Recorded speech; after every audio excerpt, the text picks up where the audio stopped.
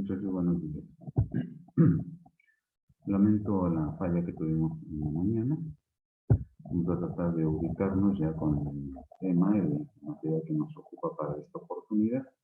Estamos comentando que el tema primario que tenemos en esta materia es precisamente algo sobre la farmacocinética ocular. Para este fin, pues nos es necesario de alguna manera considerar las cuestiones más generales de ambos aspectos. Por un lado, la cuestión de la farmacocinética como tal y también el estudio del ojo humano.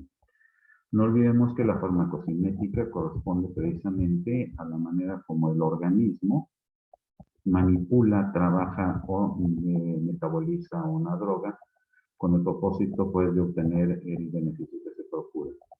Es decir, pues según se trate, ¿verdad?, del efecto que estamos buscando en el momento de prescribir o administrar un fármaco, droga, sal o un principio activo. No, más bien conviene tengamos presente aquel acróstico, ¿verdad?, el famoso LAVNI, donde tenemos el proceso de la liberación, obviamente viene después la parte de la absorción, la distribución a nivel del organismo y finalmente el metabolismo y la eliminación del fármaco. Es conveniente aquí, pues ya estamos en otro nivel, considerar que no todos los fármacos circulan libres a nivel de lo que es el organismo, sino que muchos de ellos se valen precisamente de la unión a proteínas, principalmente la albúmina. Y no solamente las proteínas que están a nivel de lo que es el primer espacio, que es el intravascular, sino también a nivel de lo que vienen siendo los tejidos. El propósito aquí, pues, es cumplir precisamente con el objetivo que se tiene ya establecido, sea pues una contracción de la pupila, una dilatación, qué sé yo. Bien, es conveniente también tener muy en cuenta estos dos elementos importantes, la concentración del fármaco, del principio activo a nivel sérico, es decir, a nivel de la sangre, y también con esto garantizando la concentración y la saturación propia a nivel de los tejidos. ¿Durante cuánto tiempo? Pues esto es variable. No todos los medicamentos tienen la misma vida media y por lo mismo entonces también la concentración máxima, que es la que se procura, ¿verdad?, el pico de esa concentración, que se procura de alguna manera conservarlo, y también lo que se refiere a la dosis terapéutica, procurando sí que de ninguna manera no suceda una caída y menos una interrupción entre una dosis y otra, ¿no? Quiere decir que se mantenga el nivel durante todo el tiempo hasta que finalmente se elimine y propiamente se concluya el tratamiento. Es conveniente también tomar en cuenta que tenemos el asunto de los compartimentos a nivel fisiológico. Ya en la materia de farmacología general revisamos nosotros dos compartimentos. El primero, que es el que corresponde precisamente a los tejidos ampliamente vascularizados, entendamos músculo estriado, cardíaco, por ejemplo, y no dejar de lado también el segundo compartimento, que está formado por aquellos tejidos avasculares o con muy baja circulación. Uno de ellos ya lo tenemos en claro, lo vimos en la materia de histología, el asunto de los epitelios y también el caso del tejido cartilaginoso, pero no es lo único. Tenemos de tomar muy en cuenta el asunto ya a nivel de lo que se refiere a la disciplina que ustedes estudian, el tema del cristalino, de la córnea como estructura y también de lo que son los dos humores, el acuoso y el vítreo, que no obstante, siendo estructuras avasculares, es importante que los principios activos de los medicamentos lleguen hasta esos espacios. También es conveniente tomar muy en cuenta la cuestión de las propiedades químicas de los fármacos y también los factores relacionados con el paciente. Y tomar muy en cuenta, por ejemplo, en este caso, lo que se refiere a las propiedades químicas del fármaco, que van a verse afectadas de alguna manera por la función renal, la cuestión genética o hereditaria del paciente, el sexo mismo también es un factor importante tomar en cuenta y no podemos dejar de lado el tema de la edad. A medida que el organismo avanza, en este caso, por ejemplo, lo que se refiere a la depuración renal, se ve afectada sin necesidad de que el paciente tenga, pues hablemos de la diabetes, hipertensión o problemas de la colágena, la función renal se ve disminuida, lo que nos debemos de tener muy en cuenta, perdón, para evitar los problemas en el momento de la prescripción. Por otro lado, también es conveniente tomar en cuenta en este sentido la cuestión genética, que de alguna manera afecta también la sensibilidad de los fármacos. En algunos pacientes pueden ser metabolizados más rápidamente que en otros. Y pues obviamente si ya fueron metabolizados, el siguiente paso que sigue es precisamente la excreción. Notemos que el documento nos sigue haciendo mención sobre el aspecto de lo que son los adultos mayores, por las razones obvias, considerando, por un lado, la cuestión de que, tristemente, a medida que la edad avanza, empiezan a aparecer enfermedades y los adultos mayores son o somos, en su caso, portadores ya de algunos problemas crónicos que afectan la cuestión farmacosinérgica. Aquí tenemos este caso, ¿verdad? Se trata precisamente de un comparativo de lo que sucede con un medicamento, en este caso concreto el diazepam. Es probable que ustedes en su práctica pues nunca lo prescriban, pero durante su actividad profesional, tarde o temprano tendrán ustedes la oportunidad, riesgo o posibilidad de recibir a un paciente que esté bajo un esquema de diazepam. Hay que tomar en cuenta que en este caso, por ejemplo, en donde se metaboliza más rápido, pues obviamente en el paciente joven. Veamos nosotros las curvas, como en el caso del paciente joven, pues la curva toma un máximo prontamente y después empieza a reducirse, a disminuir la concentración. En cambio, en el paciente más mayor, la curva es una curva más aplanada, pero también más prolongada. Y tomar en cuenta que, si bien es cierto, la droga que se administra, el diazepam, tenemos un metabolito que es el metildiazepam, que también tiene efectos. Entonces, tomar muy en cuenta este particular, ¿no? Esto por poner un ejemplo, que no es el único de la práctica bien. Ya hemos comentado acerca de la fisiología individual, ¿verdad?, que afecta precisamente la farmacocinética de un fármaco. Ya estamos comentando el asunto de la insuficiencia renal, también el tema de la obesidad. Sabemos que la obesidad se da primordialmente por abundancia de tejido adiposo, y el tejido adiposo, si bien es cierto, no tiene la misma vascularización que el músculo, pero sí es un tejido vascularizado. Entonces, aquí tenemos el riesgo de que se nos secuestre cierta cantidad del principio activo del fármaco que estamos manejando en su momento. Un dato que es conveniente lo tengamos pues, sí, en mente y presente para que podamos en su oportunidad realizar los ajustes correspondientes en el tratamiento de nuestro paciente. Otro asunto es el tema de la insuficiencia hepática. El hígado viene siendo el gran laboratorio del organismo. La gran mayoría, por no decir todos los fármacos, van a pasar a nivel del hígado por la congelación, la hidroxilación, el proceso de oxidorreducción a los que son sometidos.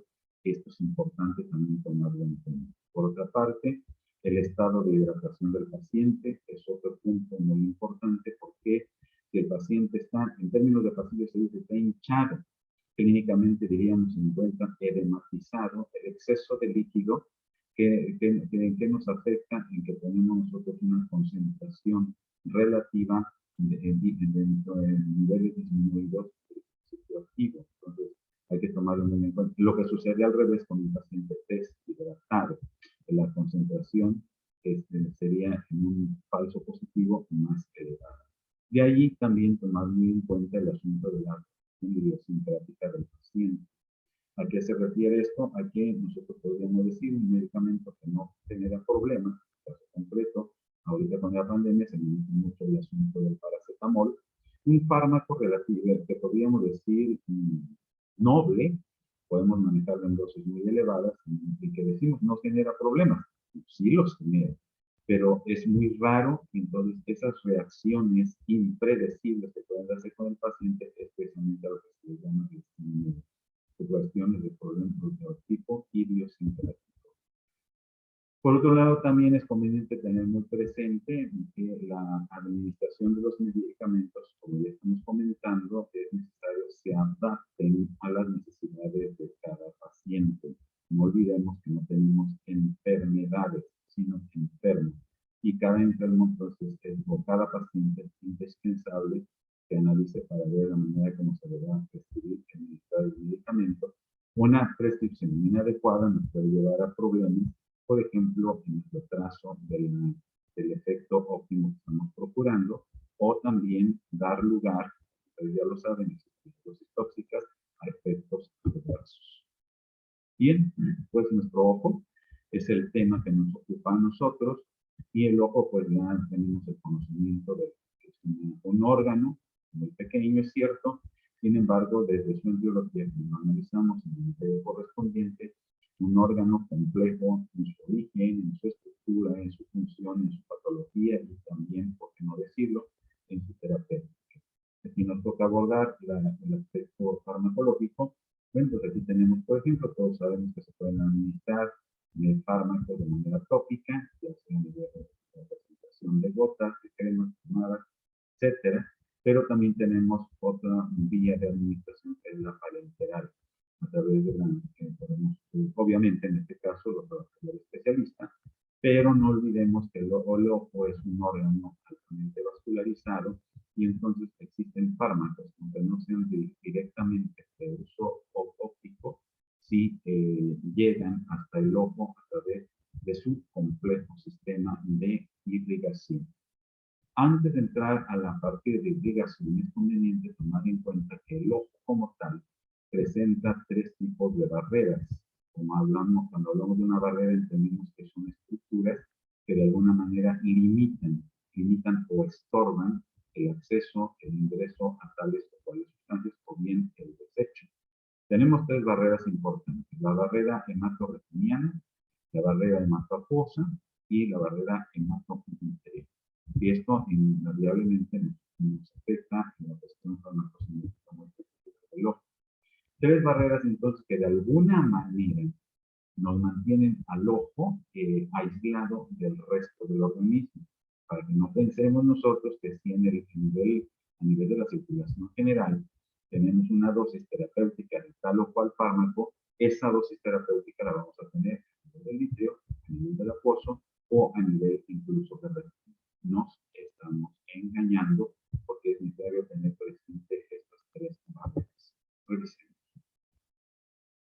Esta lámina nos permite traer a mención precisamente la estructura histológica de lo que viene siendo la retina, con sus 10 capas, y nos vamos hasta la parte, vamos a entenderlo, ¿verdad?, en la parte más externa. Ya sabemos que la coroides es la capa intermedia de las tres membranas que forman, pues, la estructura del ojo. La exterior, que también es la esclerótica, la intermedia de la coroides, y la interna, que es la retina. La coroides, que es la capa vascular, a través de sus vasos permite la irrigación o la nutrición de las tres primeras capas de la retina, a través del epitelio pigmentario de la retina. Ojo, cuidado con esto. El epitelio pigmentario de la retina, que es la primera capa, está en íntimo contacto con la coroides. Avancemos.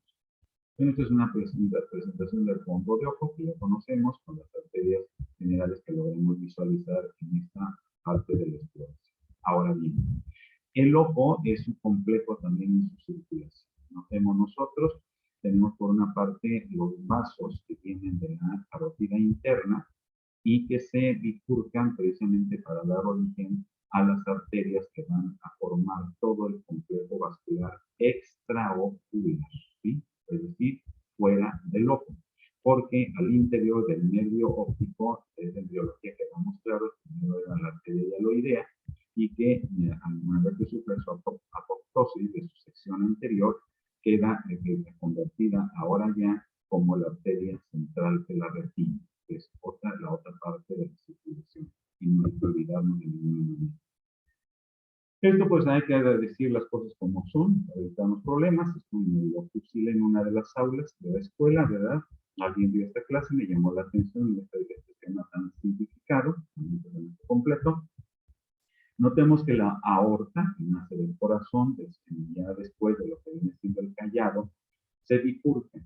Por una parte, del lado derecho vamos a tener lo que es el tronco brachiocefálico, brachio de brazo cefálico, porque va hacia la cabeza, que da origen a la arteria carótida común derecha y a la subclavia. La subclavia sabemos que va a irrigar, el subclavia derecho va a irrigar el brazo derecho. Por el otro lado, en el lado izquierdo tenemos la carótida izquierda común y la subciliar izquierda. Vemos que son dos separadas desde aquí. La carótida común se va a dividir formando la carótida interna y la carótida externa. La carótida externa también surge de aquí de la carótida izquierda. A ver, vamos por partes. Tenemos dos carótidas comunes, una derecha y una izquierda. Vamos revisando ya ahora la carótida derecha, que lo mismo va a suceder con la izquierda. ¿Por qué razón? Porque va a dar origen a la carótida externa, que va a irrigar todo lo que viene siendo la parte exterior de la cabeza, los músculos, la piel, el cabelludo, pues, y la carótida interna, que es la que se va a dirigir precisamente hacia el interior de lo que es la cabeza, y en su momento nos da origen a la arteria oftálmica y la supraorbitaria, que son las que van a irrigar la parte exterior del ojo. Bien. Hablando de la barrera retiniana, en la barrera retiniana tenemos que considerar dos aspectos. La parte hematorretiniana interna, que está formada por el endotelio de los capilares. Los capilares que ya se bifurcaron de la arteria central de la retina. Y por otro lado tenemos la barrera hematorretiniana externa, que está formada por la membrana de Bruch del epitelio pigmentario. Notemos, la parte externa corresponde al epitelio pigmentario y la parte interna la vamos a indicar porque viene siendo el endotelio de los capilares. Cuando hablamos del endotelio, quedamos claros y lo entendemos bien, que es la parte epitelial que existe en el interior de los capilares. Y en este caso pueden ser tanto arteriales como venosos. Notemos aquí. Este esquema nos permite entender cómo están acomodados. El epitelio pigmentario de la retina, obviamente hacia acá viene siendo lo que es la parte inferior del ojo, donde está el tumor vítreo, y hacia acá tenemos ya la membrana de Bruch, que nos da precisamente la oportunidad precisamente de tener el contacto con el endotelio de los capilares. Esto ya viene siendo la coroides, que es la parte vascular de las tres membranas de Bruch. Bien. La membrana de Bruch, entonces, es una monocapa, es un epitelio acomodado en una capa de células simples.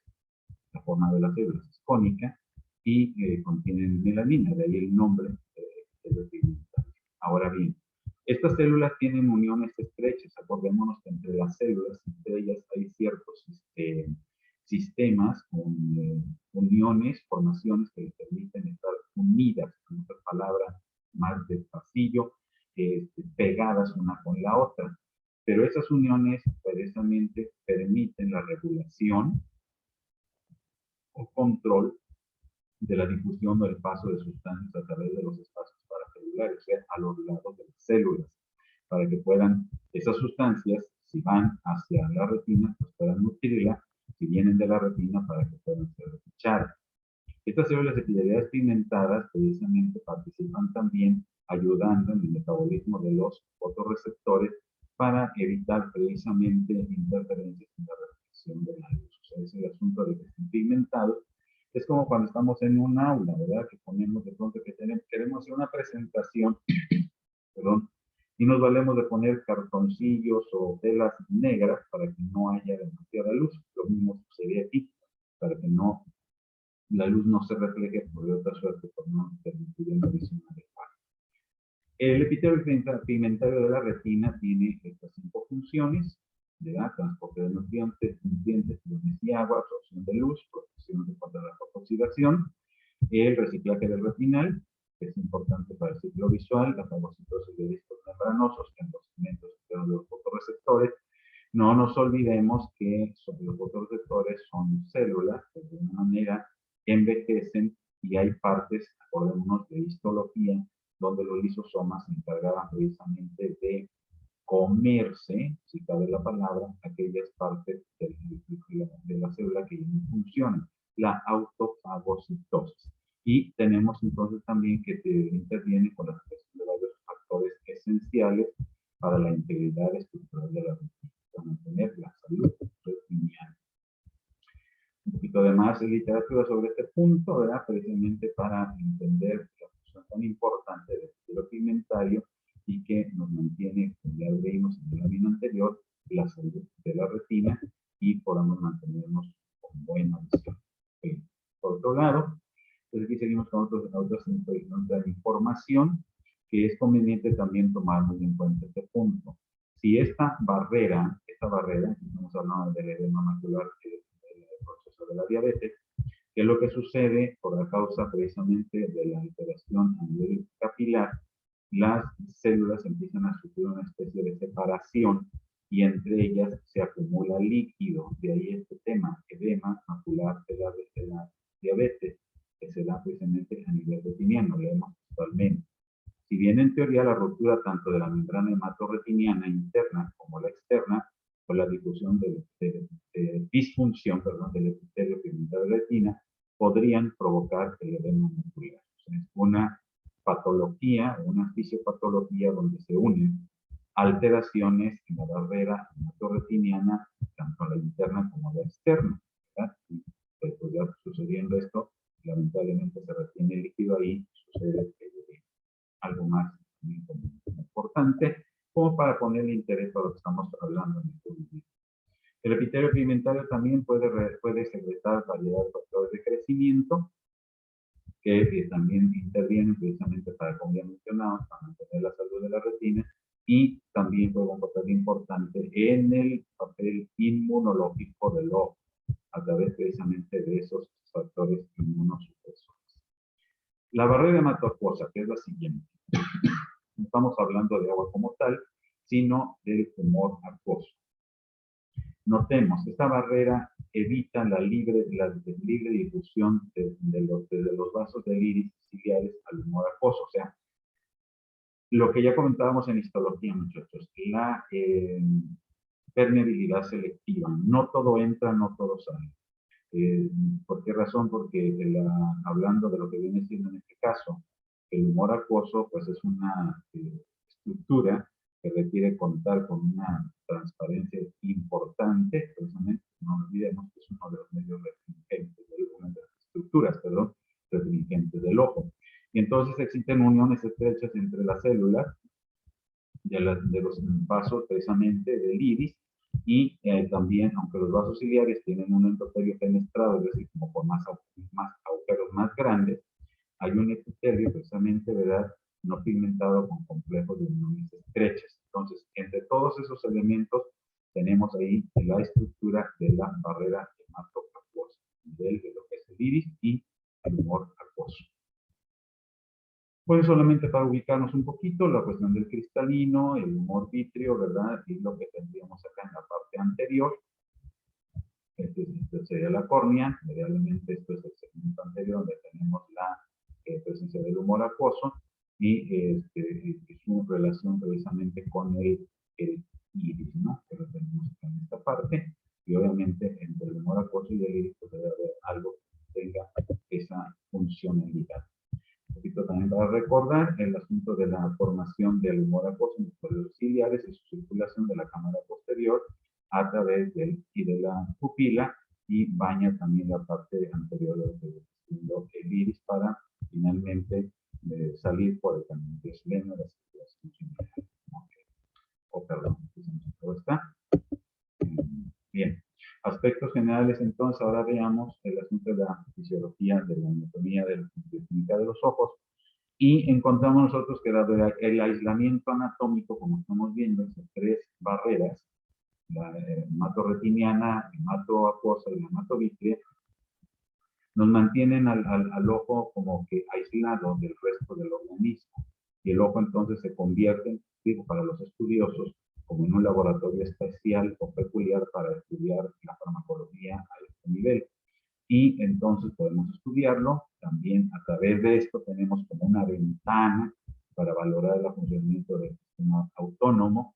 Pues sabemos bien que el iris, por ejemplo, sus inervaciones son a través del sistema autónomo. O sea, el funcionamiento del iris no está sujeto a nuestra voluntad. Y recibe el estímulo y responde. Y también de alguna manera entender o estudiar los procesos inflamatorios y el caso de las enfermedades infecciosas. Como ya comentábamos, no podemos nosotros darnos a la tranquilidad de que por ponerle las gotitas cada tal tiempo el proceso se va a controlar rápidamente. Hay particularidades en el caso del ojo. Por otro lado, también hemos de considerar que ningún otro órgano del cuerpo es tan accesible o visible precisamente para conocer su estructura, sus propias dificultades y sus retos, que son las oportunidades y las particularidades en la administración de medición de fármacos. Pensemos por un comparativo, ¿no? Los ojos los tenemos a la vista inmediatamente, muy diferente, por ejemplo, al caso del ojo, del corazón, de lo que vendría siendo el estómago, por mencionar algo. ¿Son órganos importantes? Claro que sí, pero no tienen esa oportunidad de ser tan accesibles. Correcto. Hay que tomar en cuenta este punto, muchachos, la cuestión de la translocación. Este punto, este tema ya lo habíamos revisado en el caso cuando hablamos de biología y también en la parte genética de microbiología. El término como tal es un término propio de genética, que se refiere precisamente a cuando una parte o un gen de un cromosoma es pasado a otro cromosoma o una sección de un cromosoma a otro.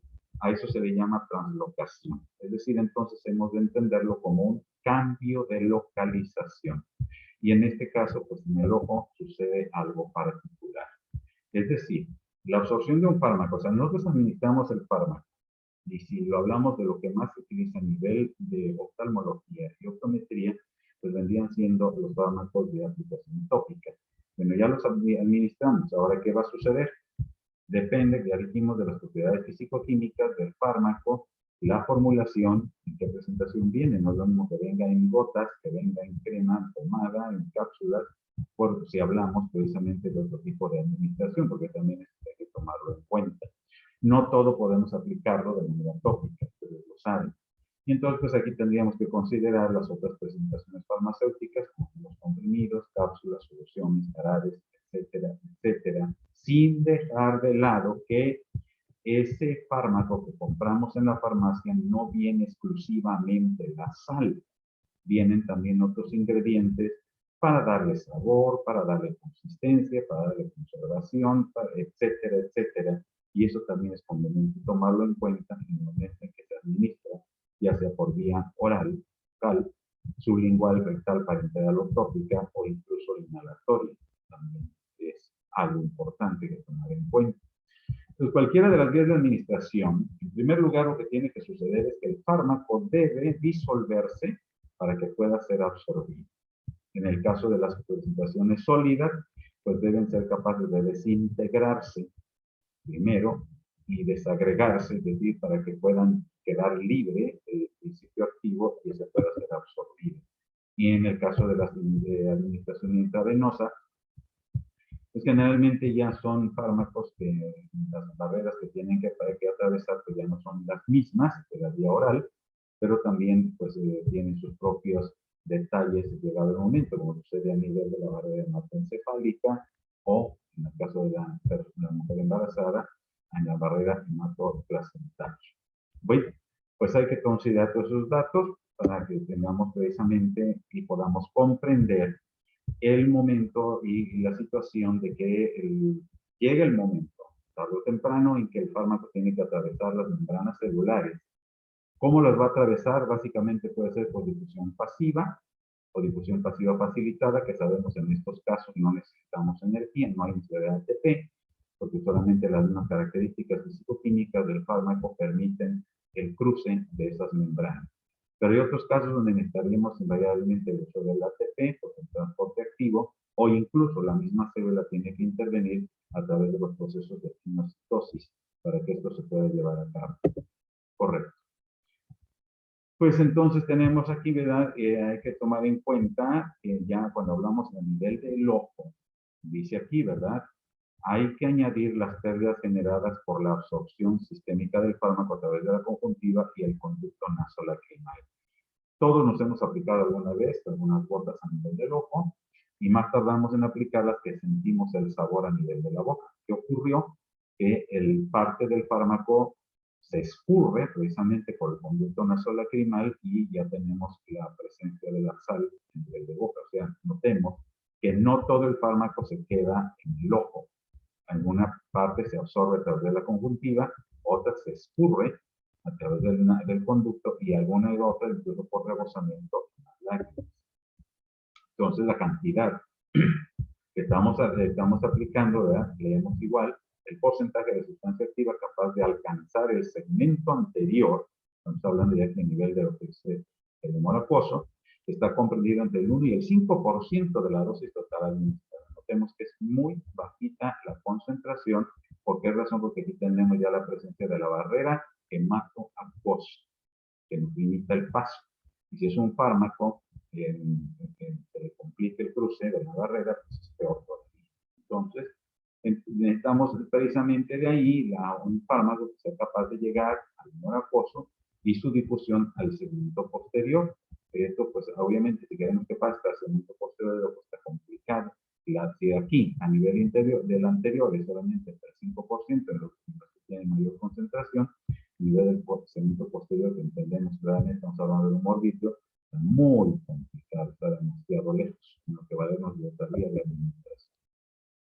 Tenemos entonces estas vías. Notemos nosotros la vía transcorneal y la principal vía de administración. Por una razón dejamos caer las gotas y ya se difunde a través del ojo, ¿no?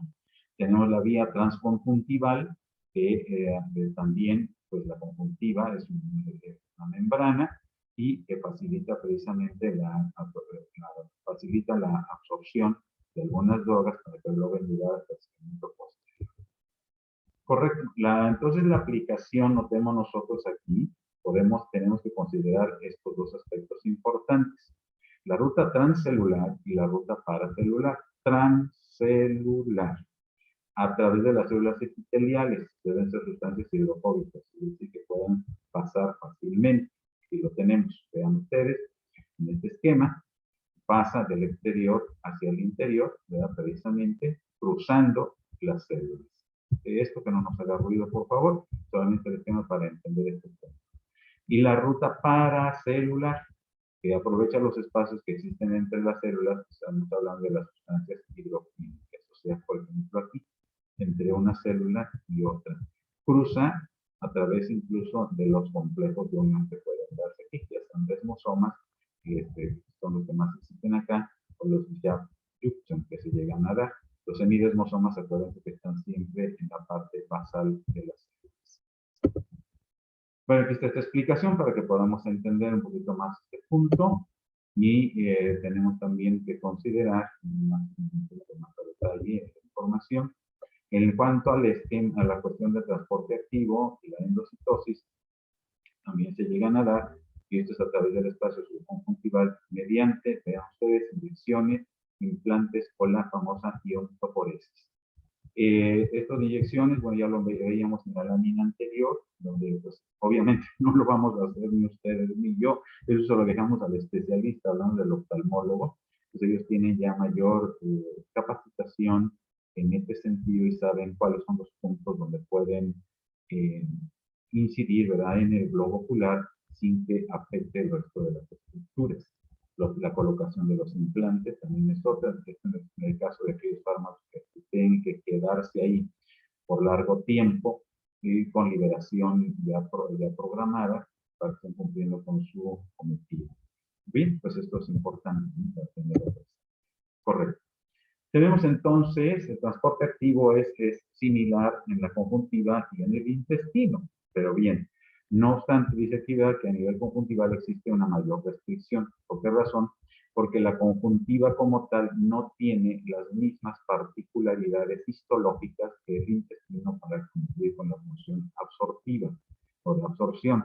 Es más específica, más amplia, más especializada en el caso del intestino, en cambio en la conjuntiva es más restrictiva. ¿Por qué? Porque la conjuntiva no está hecha propiamente para absorber, sino para proteger. Entonces, en la administración precisamente de los fármacos, nos ayuda, notemos aquí, en la administración farmacológica se aprovecha la secreción de cloro. Acordémonos que el cloro es uno de los electrolitos que existen en nuestros espacios intra y extracelular, y en el momento en que se mueve el cloro también se va acompañando con líquido. Y a la inversa sucede con el sodio. existe absorción tanto de ion como de líquido. Es decir, veamos, la secreción, si de la célula sale cloro, sale líquido. Si a la célula entra sodio, entra líquido también. Si notamos este punto, ¿verdad? O sea, funcionan de manera contraria. Este hacia el exterior sale por vía del proceso de secreción y al salir lleva líquido. Este entra y al entrar también lleva líquido. Son mecanismos que es conveniente tenerlos presentes. El asunto de la endocitosis, pues es donde las células epiteliales van a trabajar precisamente ya con la ayuda de su membrana para ingresar ciertas partículas, como estamos viendo, si es de cierto tamaño, que le permiten precisamente pues, ingresarlas para que puedan cumplir con su función. La vía subconjuntival entonces se presenta como una alternativa también para las inyecciones intravítreas. O sea, notemos hasta dónde puede alcanzar, ¿verdad? El procedimiento que utiliza el oftalmólogo. Por la conjuntiva puede llegar hasta el vítreo para colocar ahí el medicamento o bien el implante. Claro, existen sus propias técnicas para llevarlo a cabo. Y con esto, ¿verdad? De esta manera, entonces, ¿qué se logra? Se logra una mayor concentración intraocular del fármaco y se disminuye la frecuencia de la absorción. Es decir, no tenemos que estar ahí aplicando de cada 4, cada 6 horas o cada 24. Ya esto varía de acuerdo también al tratamiento que se esté llevando a cabo. Y pues son, obviamente, los implantes son cuestiones muy pequeñas, ¿verdad? Estamos hablando de nanomicropartículas que se ocupan precisamente para que la sustancia activa esté ahí en el vítreo y de alguna manera tenga un poquito de un acceso más directo hacia lo que viene siendo la retina. La iontoforesis, ya para concluir, es una técnica que se vale precisamente de la estructura de los fármacos en forma ionizada. De ahí la palabra, vean ustedes, iontoforesis. Y nos hemos de acordar que un ion es una molécula o un elemento, ¿verdad? Que tiene carga, ya sea positiva o sea negativa. Entonces, esto se da precisamente en sustancias que tienen la capacidad de ionizarse y que en este sentido se presenta una especie de como de corriente eléctrica, ¿verdad? Dice aquí, la corriente eléctrica favorece el paso del fármaco a través de la barrera celular. O sea, de lo positivo va hacia lo negativo, hablando de cargas, no de concentraciones. Es decir, no veamos el signo más como abundancia de y el menos como escasez de, sino el más como carga positiva, polo positivo, y el menos como polo negativo. Pues entonces, tenemos, ¿verdad? Veamos tal cual. Esta técnica permite variar la densidad de corriente y el tiempo de aplicación de la misma consiguiendo distintos efectos. La iontoforesis se puede aplicar tanto en la córnea, iontoforesis transcorneal, en la conjuntiva y esclera, iontoforesis transconjuntival o escleral, y ha permitido incrementar las concentraciones de fármaco en el vítreo y en la retina. O sea, notemos el grande beneficio que se tiene, ¿verdad? Alcanzando incluso, no obstante que el ojo está por las barreras, está de alguna manera aislado, limitado, a través de esta técnica se tiene la oportunidad de tener mayores concentraciones para favorecer el tratamiento de aquellas patologías que están afectando a nivel del vitrio o a nivel de la retina. Jóvenes, es esto que tenemos para este momento. Ya lo habíamos comentado en otro instante, que se les queda como una tarea por ahí para que por favor realicen un total de 9 preguntas. 9 preguntas, 3 cada uno de ustedes, con sus respectivas respuestas. Esperamos este trabajo a través de la plataforma y a más tardar, por favor, la clase siguiente la tenemos el martes. El trabajo lo esperamos este domingo y lunes próximo. Hasta luego, síganse cuidando, nos estamos comunicando.